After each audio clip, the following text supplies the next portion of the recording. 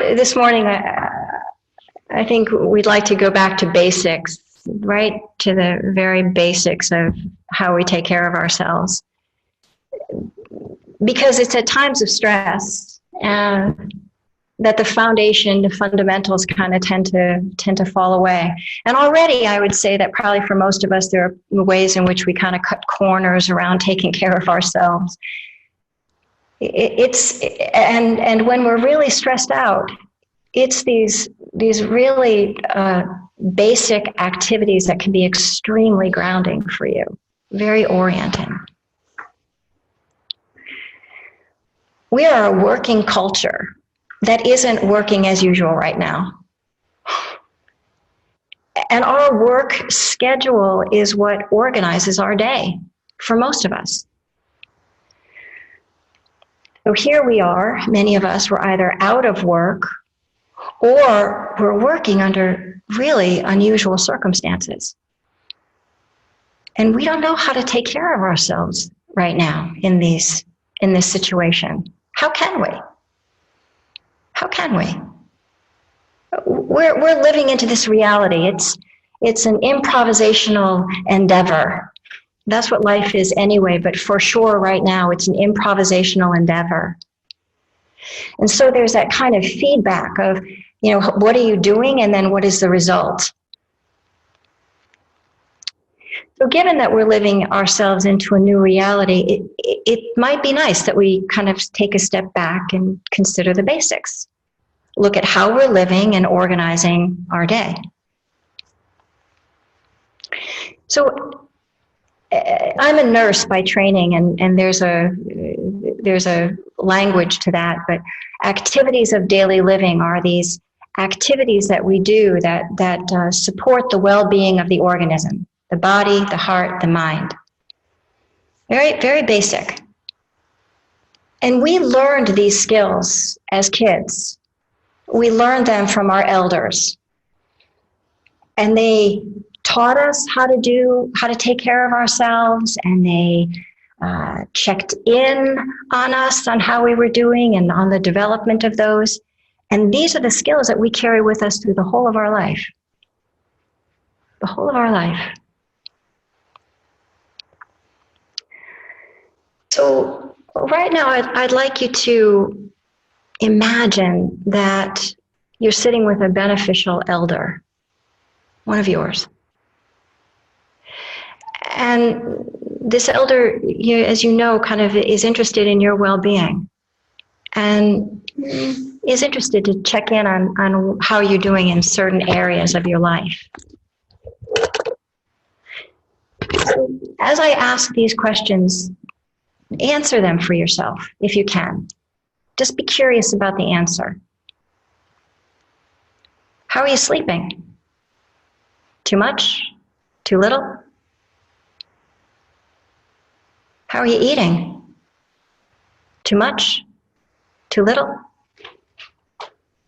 Regular times for sleep? Regular times for eating? Are you bathing? Are you putting on changes of clothes or living in the same clothes day after day? Are you tidying up your space?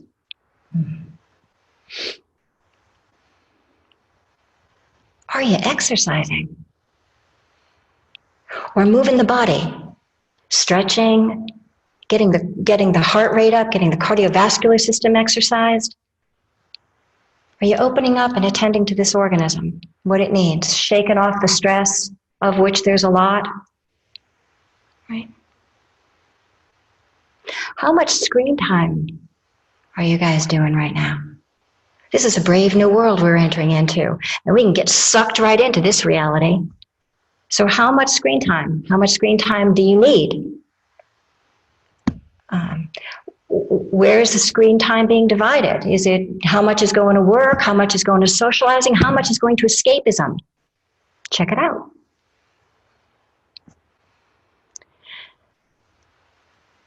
How much alone time are you getting?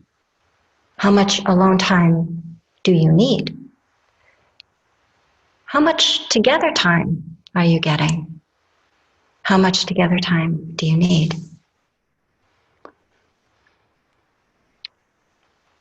Are you exercising the mind in a way that keeps it engaged? Not too much, not too little.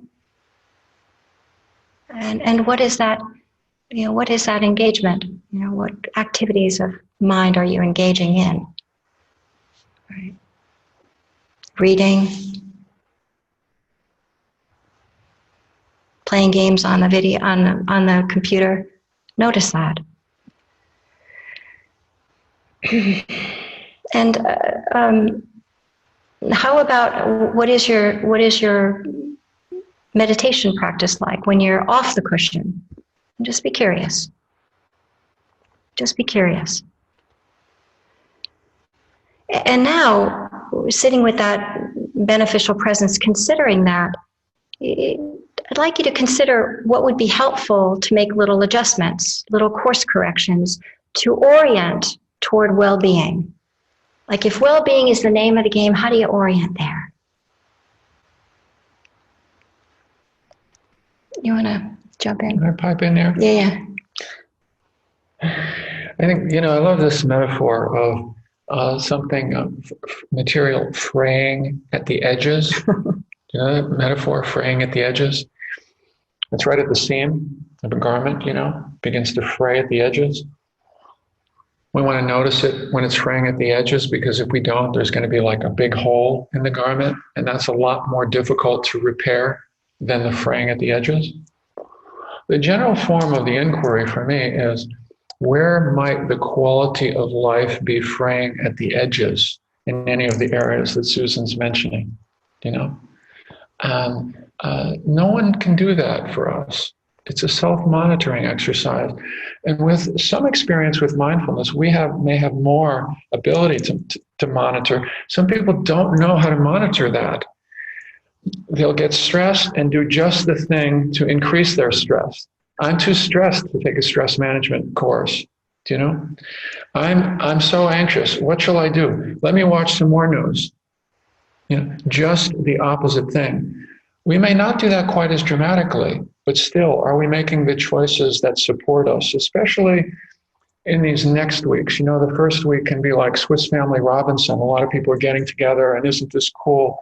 In a way, let's get out the candles, let's support each other. But it could start to get a little old after the second, third, fourth week, right? The whole family system could start to fray at the edges a little bit in some ways. And so it behooves us, each of us individually, to know what supports our well-being in these lines, along these lines. And one of them is Zoom. If we are going to be on screen, the quality of what we're watching on the screen matters. Zoom can be really helpful to people you love, with people you love. I had somebody who invited us to a Zoom dinner the other night. Oh, what a wild thought. Maybe, how do we connect? How do we connect? We can connect by Zoom. It's not a coincidence that the Zoom stock is one of the few stocks that's gone up in the last couple of weeks. Mouthwash stocks aren't doing so well. We won't be needing that for a while. Yeah. So partly it's the choice of what we're watching on the screen, I think, can be important. More Disney movies. If you go on to Netflix, they'll tell you their new latest movie is called Pandemic. Maybe that's not the button you want to hit. Yeah. And exercise. For us, getting out here every day and, some walking softly, gently appreciating, communing with the cows out here, but sometimes walking briskly to shake up the system, to shake it. Just what is it for you? What is it for you that you need more of? Yeah. When I did my long retreat some years ago, one of the things that I became really aware of, when my work schedule was no longer, and all I was doing was sitting and walking all day long, and it was very disorienting.